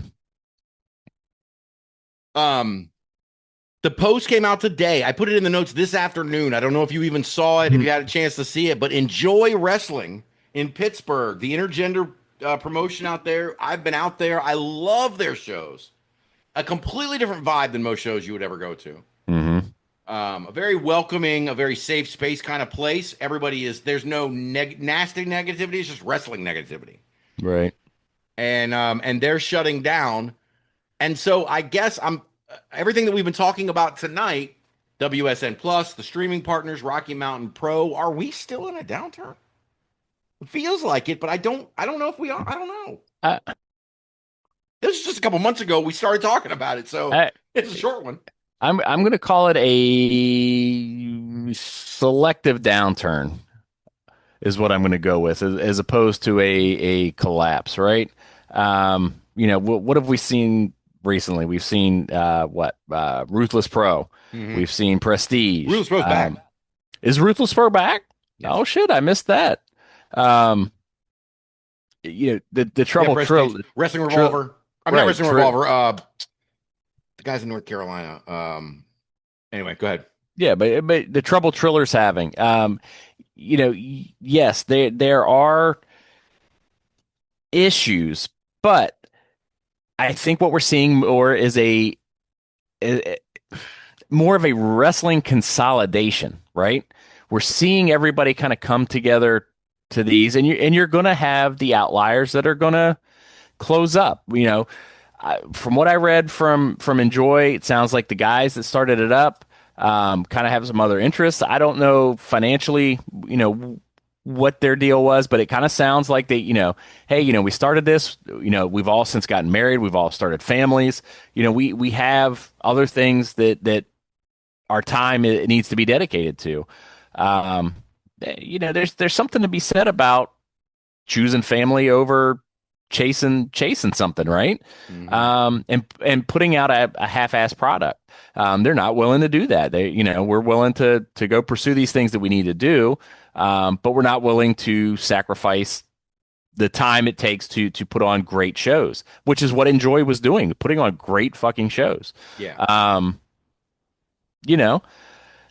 In the meantime, we're going to see 2 or 3 really interesting promotions that are going to pop up from this now, because there's going to be this void that's left.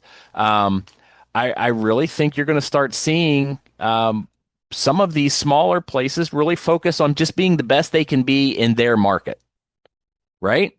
I don't necessarily need to grow this to be the next Focus Pro, to be the next CZW, to be the next GCW, right? I just want to be the best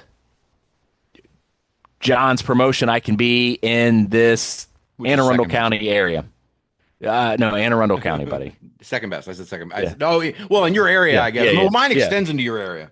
Well, then that makes still me the best in this area. So, no problem. I can run shows at Beefalo Bob's. I can run them at the local firehouse. I'm good. I got spots, man. I don't know what you got out there, but my people got places, so we're good. Yeah, there's a strip club on the other side of the Beltway there. Listen, into the city. You leave McDougal's alone. They have great hamburgers. There's a plug for old McDougal's. Old McDougal's looks like it came from a farm. It does. Wow. We're getting off on it. I want to say about Enjoy. I went to one of their shows. John and I watched one of their shows. Yes, it was great. Listen, there are promotions who bring great talent and have great cards. I think of Defy or Prestige. Oh, Defy, yes. House of Glory, Focus, right? There are promotions that really connect with their audience. Enjoy did both. Enjoy created an environment like I've never seen. Every single person in that place was invested. And John, it was a 21 and over show. There was alcohol. Everybody was still invested in what was happening. They were all part of the show. It was like we were one organism watching this wrestling show, as opposed to, the shows that we go to, at the firehouses or the fucking whatever. You know what I mean? Like, where there's just some assholes, and then there's some things that kill the vibe and whatever. But this place, the vibe never dropped. And on top of that, their production quality was always top notch for everything they put online. And I'm going to say one other thing about Enjoy, because I really love them so much. This is how cooperative the Enjoy Wrestling community was. The one show that I went to, let's say it was in June. It was the Enjoy Cup. And it was the tag team tournament. And at the beginning of the show, they said, we are going to post this show to our Patreon in like 4 weeks. And we're going to drop episodes of it on YouTube for free in like 6 to 8 weeks. Please, no one spoil these results for anybody, because we want it to be fresh when we put it online. And motherfucker, no one spoiled the results. That's awesome. Like, does that not say something in the wrestling community? Yeah. To get a whole crowd not to spill the beans. I held my review off for 8 weeks for it. Special. If I saw somebody or 2 or 3 somebody spoiling those results, I probably would have followed suit and posted my review. But I never saw it, so I didn't until it was actually posted up. Not one place I could find those results. Even now, going to Cage Match, 3 months behind. Nobody's spilling the beans. And I thought that was really cool, because it showed, like I said, a unique kind of community to show, which I was not used to seeing. Right. But on the wrestling downturn, I think my word would be correction. I think we talked about when this started. Is there a wrestling downturn? We talked about, well, the possibility exists. In fact, it may be the probability that this is the cyclical nature of indie wrestling. And sometimes companies are going to close and new ones are going to rise out of their ashes. Monster Factory goes down, Lineage Pro comes up.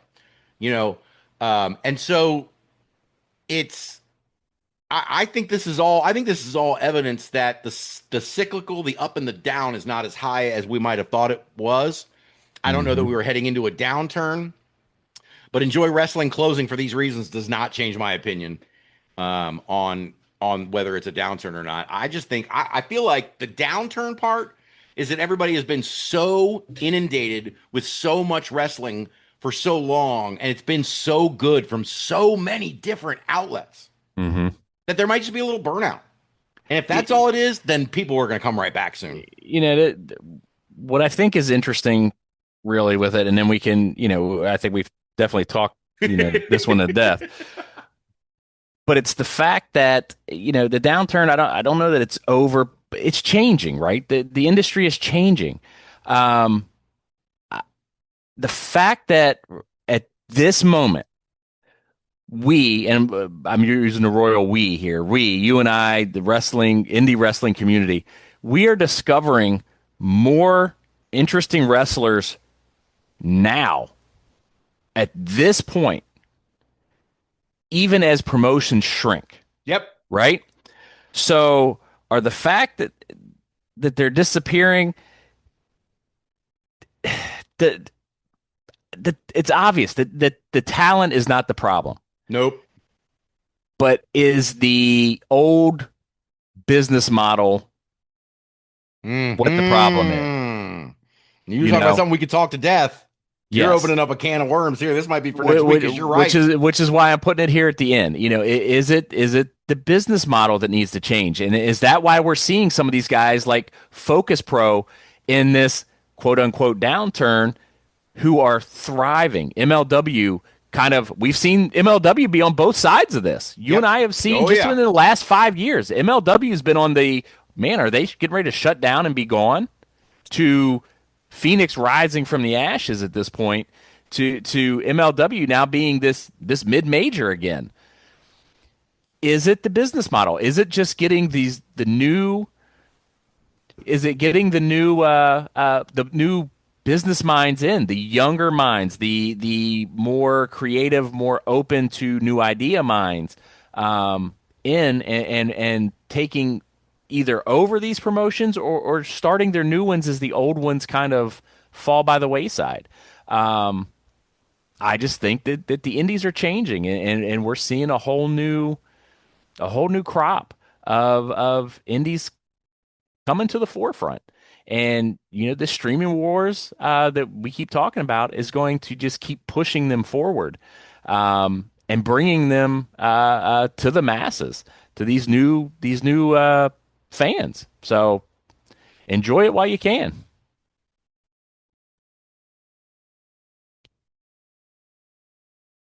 Listen, say this. Yep.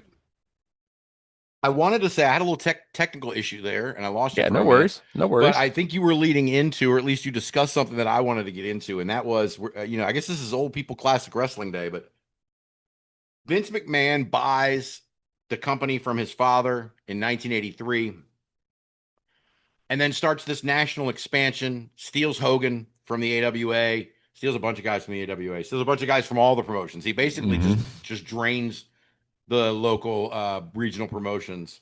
And the thing that people come back to, I was watching the story of the AWA's downfall last week or the week before, and they were talking about how Vern Gagne just refused to see that the landscape in which his business existed was changing under his feet.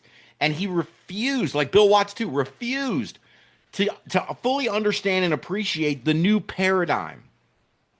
With WSN Plus, the rise of IWTV coming back, my AEW Plus, even the ID program, there's a changing landscape.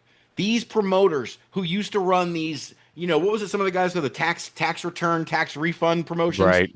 You know what I mean? Like, where they're like, all right, well, every year I'll just get some money on my tax refund and I'll throw a big show to be a big deal. No. You need to stream now. Like we've been saying for 2 years, like we've got an entire segment dedicated to it for that reason. You've got to stream. You've got to put forth a high quality product that people can connect to. They want to see it on a regular basis. They don't just want to go to the shows, even the indies anymore. They want to interact on social media. They want to watch things. This is the new landscape. And so these guys who used to run these little, they were perfectly fine, but all they did was use, whatever ticket money from the last time, pay for the show this time. And we put on some guys and, sometimes it's 6 matches, sometimes it's 4, sometimes it's 8, whoever's around. That stuff, it's making it harder for those things to exist. It's making it hard for people to enter into the independent wrestling business and not have an eye on doing something more than just. Correct. And that's the thing that I love. And that thing, you want to get into a capitalist free market conversation. That is what weeds out all non-hackers in a capitalist system. When the paradigms change, you change with it. House of Glory, Focus Pro, GCW, they have changed the model. And they've put pressure on everybody else to present a product that people can watch and keep track of. And I think that, for me, that's awesome. I love it. Now, for those little promoters, they may not like it so much. They may not like me so much right now, but I'm here for it. 2 other things to talk about before we get into this local pro show. I want you to go watch Milo Mirra, our buddy on the pogo stick. Such a good match. Did you watch it? I bits and pieces. Oh my God. It was like a half an hour. These 2 guys, Milo Mirra and Mr. Bacon, went to war over the Chaotic Wrestling New England Championship this past weekend. I was like, wait a minute, how is there only 1 match left and we got a half an hour and it's for the secondary title? It wasn't a secondary match, dude. That match was it's a match of the year candidate, in my opinion. It was that good. It was like a main event anywhere. Dude, and it's great because I know they met earlier this year. Milo got the win. So you had the whole, Mr. Bacon chasing, finally overcoming. Dude, again, this is how you do fucking storytelling. Yes. It's not hard. It's not rocket science, right? And people want to tell you all the time, we need new stories, we need new this. But sometimes the tried and true still stands up. You want to see the guy persevere and overcome, and Mr. Bacon did that against a great fucking champ. Milo is a great champ. Great match, man. And I'm with you, right up there with, at least what I've seen, absolutely match of the year. It was great. Oh, and just Milo can do so many things. And do not sleep on Brett Hollister, Mr. Bacon. I mean, just fan. And the sweater vest alone is enough to get you invested in Mr. Bacon, man. I think Chaotic, I talk about Chaotic a lot because I'm a huge fan of what they put on together. Tyree Taylor took the Chaotic skinny weight title from Armani Chaos and made it the heavyweight title again. Now you've got Milo Mirra turning over, and Shannon Levangi's been running from people with that damn Panoptic title for a while. That's about to change over. And I think my boys, the Breadwinners, are about to take down the Vegan Society. On that same show, John, if you get a chance to watch that Chaotic show, is that where you found the match on that show, or did you find it separate? I found it separate. If you go back and watch part of that show, the Breadwinners come out, they ask the Vegan Society, they demand their title shot. They've been beating guys, they're ready to go. The Breadwinners, Wheatman and your guy Cash McGinnis, they want the tag team titles. Vegan Society, go pound sand, fuckers. Get out of here. So they go in the back, and then immediately the Lucha horns start to play, and these like El Luchador Diablo, or I don't know, what were they called? They come out, and they're like a masked man and a woman, and they say, now tonight we will introduce the entire family, and they bring out their 2 cousins. Also, all of them in like Los Conquistadors outfits, right? But all different colors. One's green, one's red, one's blue, instead of all gold. These 2 guys come out. They're like, we'll take on all you guys. We don't care. And of course, who are the cousins under the masks? Oh, of course. The Breadwinners, right? I love it. Old school wrestling shit you cannot. Nope. It's so good. I'm such a big fan. It works for a reason. It really works does. for a reason. And like you were talking about, the old tried and true, man. Bully Ray said it. You've heard Bully Ray say it before. It doesn't matter what you do in a match. Every single match should still be shine, heat, comeback, finish in some form. There are things that are fundamental in wrestling that will never change. Right. And this is it. This is one of those things. I was having so much fun with that, man. Awesome. Absolutely. Last thing I want to mention is a crossover to our other podcast. The Lucha Underground is now available. All 4 seasons are available to UK Amazon Prime members. Ooh. It's not going to be long, John. This shit, they're launching it. It's coming. Yeah, listen, the British Greg's going to be in on it now. Oh, is he? Oh, Well, he's going to have to be. He's going to have to be. But he's here but he's here. He's Yeah, American Greg now. Not yet. Like he my hadn't friend Liz's, processed through. like Liz's stepfather Jurgen used to call me Bob from America. There are so many Bobs in America. How do I know which one you are, Bob from America? Well, he's Greg from Britain, but now he's in America. He's Greg from America. My God. But listen to the Underground Lucha experience, guys. The shit is getting good. Cage has just shown up this past week on the show. Cage and Puma for the Lucha Underground Championship. Cage rips the belt in half afterwards. Dude, things are lighting up. And we've got some people coming, because we've recorded the episodes. Some new arrivals showing up here, John, from Mexico. Listen, Bob just can't take that he's got so many mysteries. There's so many mysteries right now. Matanza! What's the key for? I need to know all of these things. And who is chasing? Oh, that's right. Now we figured that one out. I was gonna say who's chasing Alberto Del Rio, but we figured out that's coming. Yeah, that's coming. Woo, That's coming. I almost gave it away there. No. Table for two, John? Is that what Table for two. Day, Junior. Oh, the 90s. Well, let's talk about it, man. IWX Watch This. It was a little longer than some of the others, but we're not doing a control center this week, and I really liked this show. I was really, really impressed by these guys. You and I, John, we were just talking about folks like House of Glory and GCW who have production, and they're going around the country putting on these great shows. Local pro wrestling is literally local to Florida. And we've seen a lot of shows like this on these Watch This, right? And they can be unpredictable. You don't really know what you're getting with some of these promotions. Right. You know, a local place down in Florida could have terrible quality sound. They could have terrible quality camera work. They could have workers who aren't that interesting or good at their craft yet or whatever. None of those things apply to this show. I was shocked as shit how good this show was. No, and let me just start off, man. And this is a weird one to start off with what jumped out at me and is impressing me with this show. Right. Is the local pro runs out of Inverness, Florida. Nice small town. Dude, this place they're running out of is the Depot Pavilion. I love it. Dude, it is amazing. I want to go down just to watch a show at the Depot Pavilion. I mean, the pavilion is drawing me in. Yes. Dude, it's this indoor outdoor kind of space. It's clean, it's bright, it's laid out perfectly for a wrestling show. The fans are right there, they're part of the show. Production is nice, it's simple, it's easy. There aren't any bad spots to shoot the camera shots from. Dude, it was amazing right from the jump. Yeah, absolutely, man. And listen, I don't think we've watched a Shine show together yet. Shine, well-established promotion. Everybody in wrestling knows Shine. They've been around forever. They run out of the OCC Roadhouse, Harley Davidson's and all that shit museum down there in Florida. They're outside in a pavilion that functionally is similar to what we saw here. But let me tell you, local pros, let me give local pro their flowers right off the jump. The way they filmed and made this their venue, their outside pavilion look professional and draw you in, it blew Shine's production value away. And I got it for free on YouTube. Yeah, it was awesome. It was. And they did it at the perfect time of day, too, man. It was like the golden hour. Like all the wrestlers looked like golden sun rays were on them at certain points. And it's just the visual of the match, the way they shot it, where you've got it, you can see you're in this building, but then back behind, you see the outdoors, you see the trees. Dude, it was just awesome. I mean, just awesome. Dude, and one other thing, right? Was just talking about commentary. I started this show, quickly realized there was no commentary on it. John, I'm sure you did the same thing. It was right there in front of your face. But how long did it take you to forget that?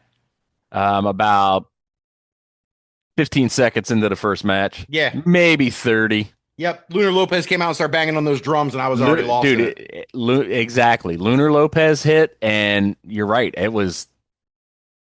I was lost in the story of what I was watching. Yep. It really didn't... It had no effect on me not having it there. Right. And there were developments as the show went on that incorporated people from earlier, and it wasn't we didn't they all told the story with their bodies in the ring. We didn't need Yes. any explanation. Yep. And I was Agreed. really love that. But that opening match, Lunar Lopez comes out, high energy dude, really like this guy. Skyler comes out visually looking like an ID prospect already. These guys were crisp. I mean, from the jump, this was a great curtain jerker in the sense that like I wasn't expecting these guys to be as crisp. Lunar was selling like a maniac, and the crowd was just eating it up. At the end, springboard DDT reversal, and then moments later, Lunar wins on an O'Connor roll. Like I love the whole setup. Dude, and perfect for, perfect length. We were a little over right under 7 minutes, I believe, for the match. Um, Not long enough to expose either wrestler, but just enough for you to get a good idea of what both have to offer. Skyler, like you said, came out looking great. But yeah, Lunar Lopez is the one to watch from that match for me. Yeah. To keep an eye on. Clearly, that's who Local Pro is kind of pushing. But man, the charisma is just ridiculous, and the Yeah. exaggeration of the movements is great. Oh, fantastic. And we got a little bit of that in the second match as well. I'm going to get to that in a second, but I really enjoyed Lunar Lopez. I'm with you. I want to watch that guy. I want to watch him more. Dude, I could just watch the entrance over and over. Right. Oh my god! Yeah, it was like Ozzy Killmeister combined with like Conan the Barbarian or something. Like Dude, it's just amazing. It's just great. Man. I loved it. The second match featured two dudes. Now we're upping it a little bit more, right? Because these two characters, Poppy D with the pineapple, the crowd loves this guy. He's got the moves. He does the Stan Styles pants bit, but only with one pair. That got Casey Vi all worked up. But Casey Vi, the inventor of the Vi method, and John, look, I learned the hand signal VAI, Vi. I learned it. I made sure I did. Casey Vi is one to watch. The golden, he was the one, right? Yeah, the golden knee pads. Yes. The golden knee pads and the short German dude short shorts, man. That is the most heel shit. He didn't have to say anything, just wearing that shit. He looks like a snarky ass motherfucker. I loved it. And this match was good. This match took it up a notch. Yeah, it was great. Poppy had an awesome drop kick, if I remember right, that just took him right. I mean, not right through the top two ropes. Yep, I mean, yep. it just right out. It was like just a great drop kick that just stuck out in my mind. Vi though is obviously who we're there to see for that particular match. But Poppy D, man, great selling, a great guy to have a match with. Yes. For Vi, man, really made Vi look like $1 million. Oh, absolutely. And then the one thing I noticed was there was a moment towards the end of the match where I thought maybe it would end, but Vi takes like this extra millisecond to get over to the pin, and then it's only a 2 count. He's visually telling you, I'm not going to make it in time. He's letting you know in advance that I'm taking too long. I'm not going to get there in time. There's this extra millisecond that he pauses, and I was so impressed by that little nuance. It really got to me because then moments later, Poppy D goes on a roll. He is the super kick, goes for the spinning torture rack, and then all of a sudden, boom, Vi rolls him up. Just a schoolboy roll up. 1, 2, 3. Loved it. And Vi's got all the heat in the world for stealing that shit from the Pineapple Man. Oh yeah, he does the sneaky roll up. Everybody hates the sneaky roll up, man, which is why we love the sneaky roll up. Facts. The only thing he didn't do was put his feet on the ropes. Otherwise, it would have been the perfect trifecta for. Hey, listen, he doesn't have to always put his feet on the ropes, man. He could always grab a handful of those tights. He'd be fine. You ever notice guys don't really grab tights like that anymore? I know, you don't see man. butt cracks You don't anymore. see it. What's going Ric Flair's on? butt crack is out of style, man. They don't. More of us saw Ric Flair's butt crack. Oh. And when did that always happen? Right as your mom walked in the room. Right. What are you watching? Wrestling, Mom, I swear. Oh my God. Well, the next match had me laughing my ass off. Coach Robert is great. Coach Robert and the gym shorts and the whole thing, man. I loved it. And then Delgado comes out looking like a monster, like Brick Savage or something, man. Like he's just snarling, ready to eat something up. And then he's got the Mad Hatter hat on. Hey, I loved it. Finally, a coach I can get behind. You know what I'm saying? Finally, a coach I don't mind. No whistles for miles. He loves Alfonso. Fuck that guy.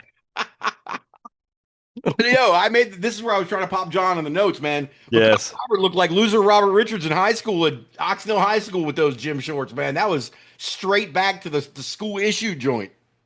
Yeah, it was Coach Robert is definitely a comedy act. It's hilarious. But hey man, he's got some moves. Don't sleep on him. No, he's Um, great. but yeah, this was the quick, this was the the popcorn match, so to speak. This was the comedy, the palate cleanser. Um, Delgado, great look, man, bigger than I expected him to be. He once he was in the ring, looked bigger than he did on the walk-in. Yes, right. So I was like, okay, let's go. And then yeah, pretty much went the way I kind of figured it would, and it did have some chuckle moments, so I was down for it. It was fun, man. I was really hoping I know better than I knew better than to hope that when Delgado went for that tope suicida, I knew better than to hope that he was actually going to fly through the ropes and hit it in Mhm. that small area. But I still wanted to because the fact that he was trying to do it or it looked like he was trying to do it, I was like, sign me up for this guy, man. Right. Delgado is that's a big boy, man. You could put him in a faction right away, and he could be the heater for anybody right now. Yep. Agreed. And you want to talk about comedy and enjoying my ass? The next match, Terry Kidd. I don't know how to describe him. I don't know what the heel energy is coming off this kid, but I absolutely am. I live for it right now. It's like the best way I could put it in the notes was he got me like a little Richard Holiday with some old snarky Damian Sandow mixed with MJF right now. He's calling out the camera guy in an open challenge. Dude, if I've ever seen a wrestler that I want to offer him some Ritalin, Yeah. it's this guy. It absolutely is Terry Kidd, man. This guy is a fucking riot. Oh, I had so much fun. And he's challenging the camera guy. You see the camera guy hand the stick to the guy down at ringside. And turns out it's CJ Mallory. You can hear people in the crowd going, Right. go CJ. But the chance that really took over, which really popped the shit out of me, was everybody going, camera guy, camera guy. Camera guy. And then he wins. Yeah, I just like you loved said, it. another great. Listen, they've local pro really did a good job with this whole deal, with the pacing, right? Yes. And the matches were introductory matches. It was done for the audience in mind that you may not know who our guys are, but let's give you a taste, right? It's a nice sampler. Yes. And it just, again, it was just paced perfectly. It was told perfectly. And CJ and Terry did a great job in this one. And let me tell you this, while we're talking about it. This show on YouTube ran an hour and 17 minutes, which means the entire show with an intermission and all the stuff they edited out in between matches, the whole thing was probably 2 hours. You can't sell me on a wrestling show better than that. If you tell Mm-mm. me I'm going out for the night to watch wrestling and it's going to wrap up in 2 hours, my old ass is ready. That's perfect. And this was great. And you're talking about the way they space out the matches. It was Hmm. like all of them got about 10 minutes, and then the main event got like 20. Yep. Perfect. It was perfect because the main Right. event, which we're going to get to, was worth it. Absolutely. Um, Next we got Matthew Innocent Sideshow. Sideshow clearly has the energy, little older guy. Fans are clearly behind him.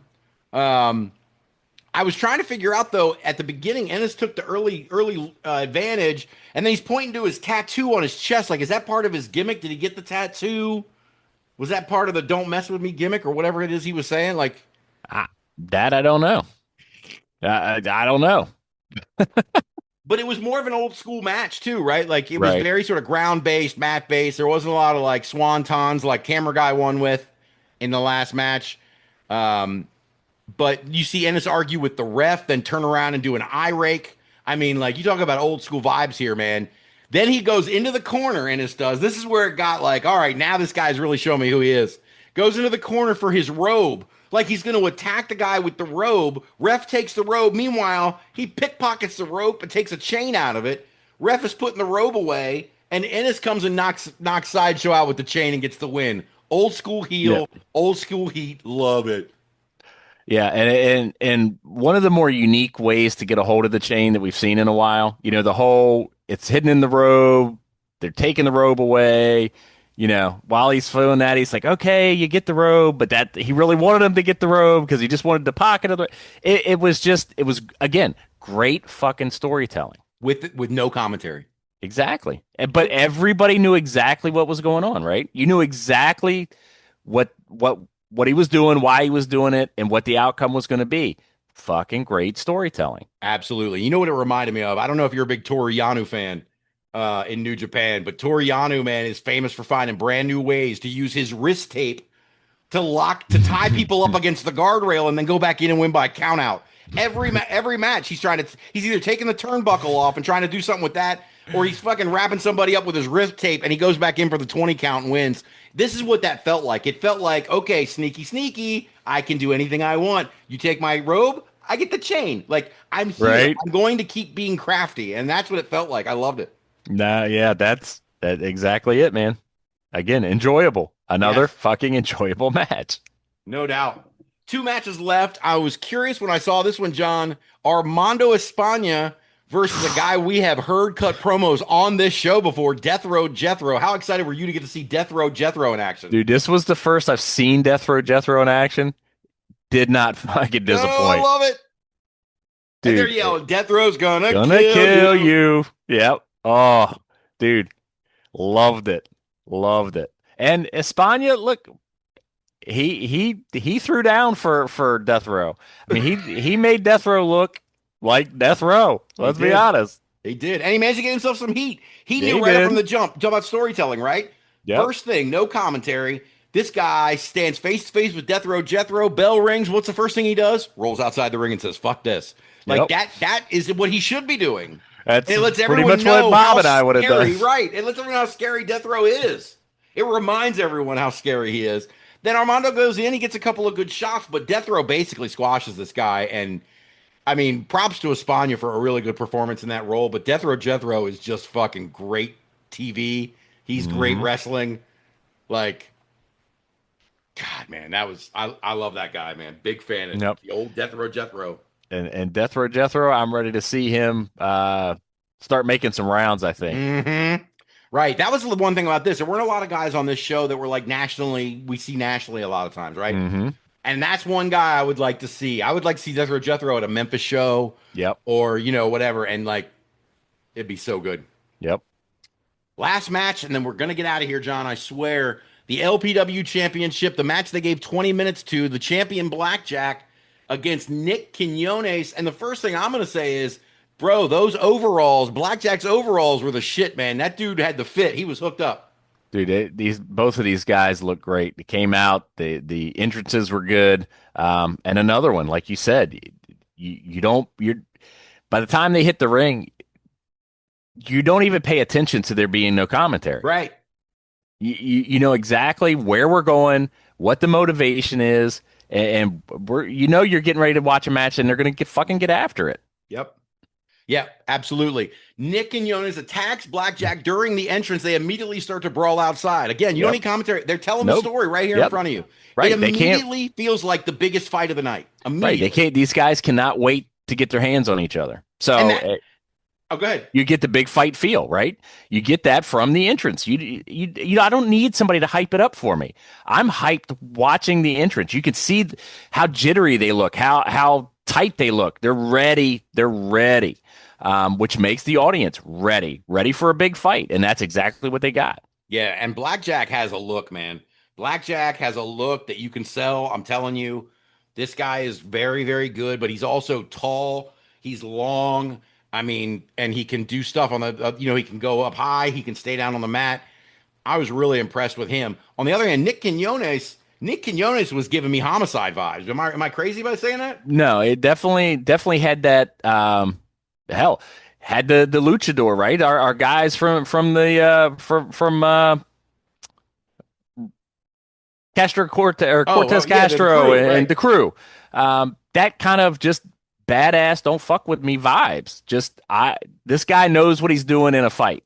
That's the vibe you get from Quinones. And listen, he did nothing to detract from that thought. No, he didn't, man. I loved this match. The match was slowly building like a main event match. It was big. You could feel it slowly working its way to that crescendo with short bursts of activity at certain points, just the right time, well structured and executed, especially since the whole point was to juke us, because at the end, Matthew Ennis comes in, interferes in the whole damn thing, right as Blackjack is about to put Nick Quinones away. And without commentary again, they've now sold us on the story for the next show. row. Yep. So well done. Yeah, because now we have to see, right? Now how is Ennis playing into this? So now we got a 3-way? Do we have Ennis and Quinones ganging up? What do we have now? Okay, well, I'll see you at the next show for sure. Does Blackjack get a tag partner for the next show? And then it leads to something else. There's so many, you could go so many places with it. And, but like I said, I just keep going back to it. Those guys told us all of these stories. Well, like they did it on their own, and they did a great job of it. I cannot give these guys enough flowers, because I am like I said, when I see a show with not a lot of national players on it, I immediately think, okay, this could be unpredictable. These guys, most of these guys should be national players. Agreed. They're definitely this again. What a great show for introducing us to local pros roster, right? Yes. There are 3 or 4 guys that I can see, and I want to see kind of that main event level for this promotion and chasing and doing. And I've got a lot of guys now that I know who the up and comers are. I know who the comedy acts are. I know who the heavy hitters are. Dude, thank you. Like you said, and to get all of that introduction with no commentary is an art unto itself. Yeah, 100%. So these guys, absolutely. You said they should get all the flowers. Absolutely, they should. Yeah, we've seen guys at more well-known promotions who can't do this. No, absolutely.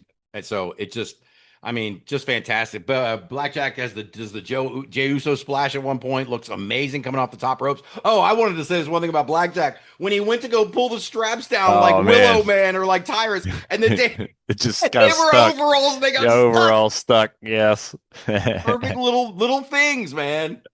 That popped the shit out of me. Oh man. Well, I guess that's all we got, John. That was a lot, man. We had it's been a while since we had a big information day. Yes. So I'll take it, man. I like these days. Yeah. Well, we're not going to do a control center on top of that, like I said, this week. And next week, after this great show where we talked about all these things, we're going to take a break next week. I am going to edit down, because I don't know if you know, John, but during the draft, there was a lot of downtime where we weren't saying shit. So I'm going to edit the draft that was on YouTube, and I'll release it next week as an edited and a little bit refined show for anybody who missed it, who wants to hear how we drafted our rosters, if that's something that interests you. We will be back in 2 weeks. I'm sure we're going to be talking about that Colorado Cup. It may be our Watch This 2 weeks from now. I'll tell you, I'm ready. I'm ready to get the Danger Ginger back on the show. And I can tell you for a fact that Rich Buchholz will be on this show talking about Destiny. Awesome. And we will continue our countdown to WSN Plus debuting. Man. So ready. Oh, dude, it's gonna be like when the WWE Network premiered. You know what I mean? How you just went through all the categories and you weren't watching all the wrestling right away. You're just looking to see how much you could watch. Oh, I was already adding to my profile of what needs to be watched by John. What's in my watch list? God, I miss the WWE Network so much. Oh, you and me both. R.I.P. Well, that's right. All right, Sammy Sosa. All right. I think he just hit his 63rd home run. With that, I'm going to let you guys go. We will see you back live in 2 weeks. Until then, listen to the Underground Lucha Experience. And until then, see ya. See ya, everybody.